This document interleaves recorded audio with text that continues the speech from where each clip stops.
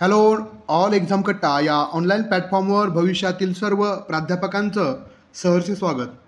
मित्रांनो, उद्या म्हणजे 15 जून 2025ला जी परीक्षा होणार आहे त्यामध्ये उत्तीर्ण होण्यासाठीचं परीक्षेचं मानसशास्त्र या सत्राअंतर्गत आपण या व्हिडिओमध्ये चर्चा करणार आहोत.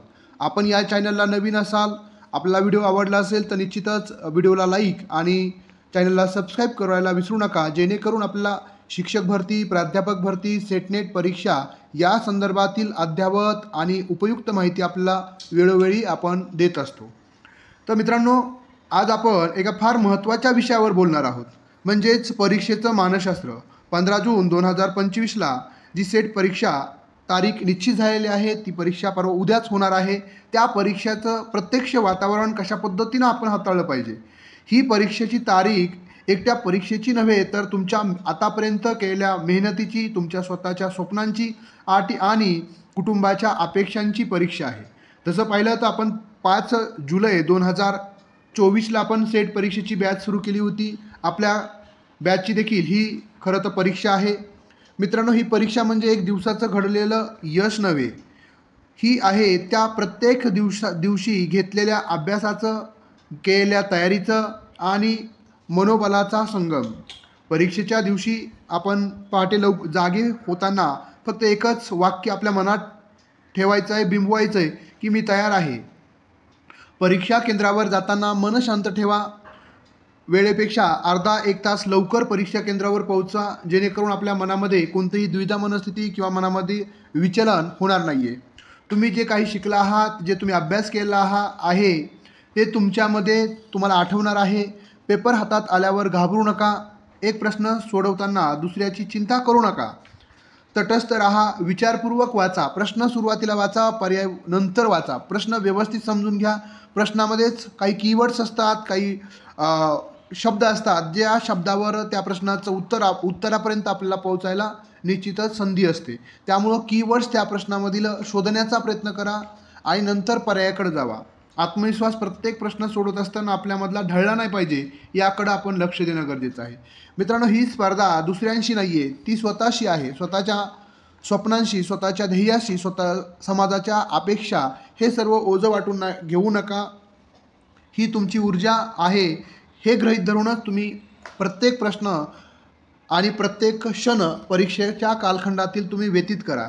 यश हे नशिबावर नव्हे तर आपल्या संकल्पावर ठरते आणि म्हणूनच मी तुम्हाला हेच सांगू इच्छितो की स्वतःवर विश्वास ठेवा, तुमचं मन शांत ठेवा, तटस्थ भूमिकेतून प्रत्येक प्रश्नाला सामोरं जा, प्रत्येक प्रश्न निवडा, प्रत्येक प्रश्नाचं उत्तर निवडा आणि त्याच वेळेस यश हे तुमचंच होईल. त्यानंतर तुमच्या यशासाठी मनपूर्वक शुभेच्छा. परीक्षेला समोर जाताना आत्मविश्वासाने, शांततेनं, जिंकण्याच्या इच्छेने समोर जा. बघा, तारीख 15 जून 2025 सेट परीक्षा यशाच्या दिशेने आत्मविश्वासाने टाकलेलं तुमचं पाऊल असणार आहे. आता परीक्षेमध्ये काय करायचं आहे, काय आहे परीक्षा म्हणजे, तर तुम्ही केलेला अभ्यास म्हणजे ज्ञान, तुम्ही त्या ज्ञानाला आठवू शकणार आहात, त्यासाठीचा आत्मविश्वास अधिक मानसिक शांतता बरोबर यश, हे परीक्षेची तीन सूत्री आहे. परीक्षा ही स्पर्धा नसून एक संधी आहे, जी तुम्हाला उत्तीर्ण झाल्यानंतरनं सहाय्यक प्राध्यापक म्हणून पात्र करणार आहे. त्यामुळे ती संधी म्हणून त्याचा विचार करा. त्यामध्ये खूप स्पर्धा आहे, आपलं होणार आहे का नाही, अशा कोणत्याही नकारात्मक विचाराला आपल्या जवळ किंवा आपल्या मनपटलावर स्पर्श करू देऊ नका. परीक्षा केंद्रावर जाताना मनोमन म्हणा की मी तयार आहे. आपण जे काय आपला टाईम शेड्यूल ठरलेला आहे त्या पद्धतीनं नाश्ता, काय अल्पाहार करायचा आहे तो तुम्ही अल्पाहार घेऊ शकता. आणि परीक्षा केंद्रावर गेल्यानंतरनं आपलं हॉल तिकीट, आपल्याकडे असणारा पेन किंवा जे काय हॉल तिकीटमध्ये जे नमूद केलेलं आहे ते सर्व साहित्य, ID प्रूफ असेल ते सर्व तुमच्याकडं आहे का, ते रात्रीच तुम्ही तयार करून ठेवा एका बॅगमध्ये आणि ती बॅग तुम्ही बरोबर घेऊन जाऊ शकता. उगाच नवीन वाचण्याचा मोह टाळा. म्हणजे काय आता आणखी काय येईल का, असं काही होत नसतं. तुम्ही जो आत्तापर्यंत अभ्यास केला, आज संध्याकाळपर्यंतच काय अभ्यास करायचा आहे, काय रिव्हिजन करायचं आहे ते करा. उगाच नवीन वाचण्याचा मोह टाळा. फक्त श्वासावर लक्ष केंद्रित करा. म्हणजे श्वासावर, श्वास आत आला आहे, श्वास बाहेर गेला आहे, याच्यावर नियंत्रित करा. ते तुम्हाला एकाग्र करायला मदत करेल.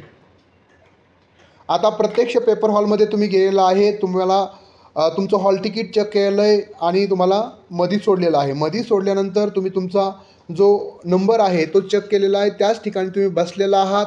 बसल्यानंतर 1-2 मिनटं डोळे बंद करा आणि आतापर्यंत केलेल्या अभ्यासाचं आपल्याकडून जसं क्लासच्या माध्यमातून तुमच्या अपेक्षा आहेत, तुमच्या स्वतःकडच्या अपेक्षा आहेत, हे एकदा स्मरण करा आणि ठरवा की आजच्या पेपरमध्ये मी यशस्वी होणार आहे. मी पहिल्या प्रश्नापासून पेपर 1च्या 50व्या प्रश्नापर्यंत सर्व वाचून व्यवस्थित समजून प्रश्न सोडवणार आहे. त्याच पद्धतीनं पेपर 2ला पेपर सुरू होत असताना डोळे बंद करा. पेपर 2मधला पहिला प्रश्न तो 100वा प्रश्न हे मी विचारपूर्वक सोडवणार आहे. तटस्थ भूमिकेतून सोडवणार आहे आणि प्रश्न सुरुवातीला समजून त्यानंतरच मी पर्याय वाचणार आहे. हे मनोमन निश्चित करा आणि त्यानुसार प्रश्न म्हणजे परीक्षेला सामोर जा. एक एक प्रश्न पुढे चला. एखादा प्रश्न अवघड वाटला तर कोणत्याही आपल्या मनस्थितीवर परिणाम न होता दुसऱ्या प्रश्नाकडे मी सर्व प्रश्न वाचणार आहे. सर्व प्रश्न वाचून तटस्थ भूमिकेतून सोडवणार आहे. या आत्मविश्वासानं प्रत्येक निर्णय घेण्याचा प्रयत्न करा. प्रत्येक प्रश्न तटस्थपणे वाचा. शंका असेल तर पुढे जा. नंतर दुसऱ्या राऊंडला तो प्रश्न सोडवा. आत्मविश्वासाने निर्णय घ्या. कोणतेही निर्णय घेत असताना दुविधा मनस्थिती ठेवू नका. जे तुम्हाला सुरुवातीला वाटलं ज्याचं उत्तर हे त्याच्यावरच क्लिक करा. तेच योग्य उत्तर असण्याची शक्यता असते. त्यामुळं जे येत नाही तेही तुम्हाला शेवटच्या 5 मिनिटामध्ये सोडवायचं आहे. म्हणजे इथं निगेटिव्ह नकारात्मक गुणदान पद्धती नाही. त्यामुळे सर्व प्रश्न पेपर 1मधले 50, पेपर 2मधले 100 हे प्रश्न तुम्हाला सोडवायचेच आहेत. पेपर 1मध्ये वेळेचं बंधन आहे ते तुम्हाला पाळायचं आहे. 60 मिनिटामध्ये तुम्हाला 50 प्रश्न सोडवायचे आहेत. त्यामध्ये मॅथ, रिझनिंग, डेटा इंटरप्रिटेशन ह्याचेही प्रश्न आहेत. त्याचंही सकारात्मक दृष्टिकोनातून विचारपूर्वक प्रश्नांचे उत्तर निवडण्याचा प्रयत्न करा. अपेक्षा ह्या प्रेरणा बनवा. स्वतःची स्वप्न, कुटुंबाची आशा, समाजाचे विश्वास हे सर्व तुमच्या पाठीशी आहे. यशाचे 3 मंत्र आहेत बघा. मन शांत ठेवा, वेळेचं भान ठेवा. प्रत्येक प्रश्न वाचत असताना, प्रश्नाचं उत्तर निवडत असताना आणि प्रश्नाचं उत्तर निवडत असताना स्वतःवरचा विश्वास तिळभरही कमी होता कामा नये.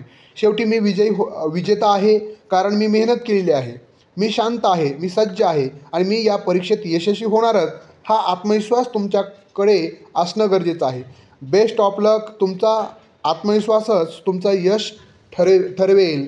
आपण ऑल एक्झाम कट्टा या माध्यमातून आपण मागील 1 वर्षापासून म्हणजे 5 जुलैपासून जोडलेला आहात आणि आपल्या क्लासचं देखील त्यामध्ये कॉन्ट्रीब्युशन आहे आणि आमच्याही म्हणजे क्लासच्याही तुमच्याकडून अपेक्षा आहेत की तुम्ही यशस्वी झालात तर क्लासचे विद्यार्थी किंवा मी शिकवलेलं, मी अध्यापन केलेलं हे कुठंतरी यश मिळवलं आहे असं मी ठरवेल. म्हणजे माझं यश देखील तुमच्याच अपेक्षावर आहे. तुम्हीच केलेल्या कष्टावर आणि तुम्ही झालेल्या यशावर अवलंबून आहे. त्यामुळं तुम्ही स्वतः केलेल्या कष्टाचं, त्यानंतर ऑल एक्झाम कट्टा यांनी घेतलेल्या कष्टाचं, या सर्वांचंच आणि तुमच्या आईवडिलांच्या सर्वांच्या आशीर्वादानं तुम्ही यशस्वी होणार आहात. फक्त तटस्थ भूमिकेतून सर्व प्रश्न सोडवा, निर्णय घ्या. शेवटी यश अपयश शेवट आहे. धन्यवाद सर्वांना. परीक्षेसाठी खूप खूप शुभेच्छा. तुमचा मॅसेज तुमचा जो रिझल्ट आल्यानंतरचा मॅसेज याची मी वाट पाहत आहे. धन्यवाद सर. मी यशस्वी झालो आहे.